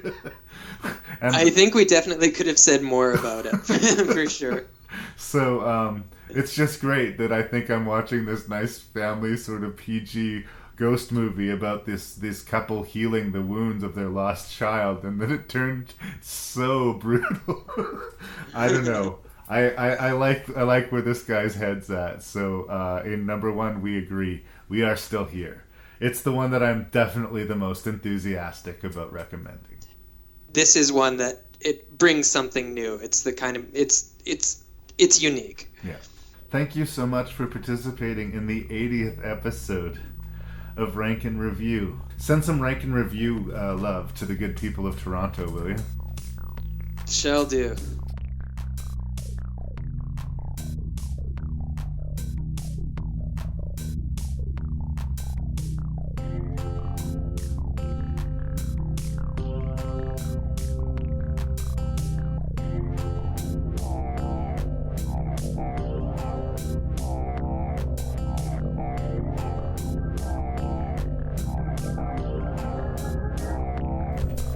That's it. No more ghosts from Matt. Not for a while. Maybe 1 or 2 will sneak in some random list somewhere, but as a theme, we're done with ghosts. Matt's gonna start talking about psycho killers or science fiction, or I have this feeling maybe, just maybe, monsters from the deep. But that all has to do with Rank and Review Future. And if you want to have your say about Rank and Review's future, you should send me feedback at rankandreview@gmail.com. That's RANKNREVIEW@gmail.com. Also, please leave me a positive review. A 4 or 5-star review on iTunes is super helpful to my show. I would really appreciate any of those iTunes people out there doing that. Just a 2-sentence review and that 4 or 5-star click, that gets me new listeners every time, and I really appreciate it. Those likes on Facebook are good for my morale, so if you could like the Facebook page, that would be super awesome. But the main and best way to help the show is to tell that other movie lover in your life that there's this podcast called Rank and Review, and that it's out there waiting for you. And in 2 weeks, you'll hear episode 81.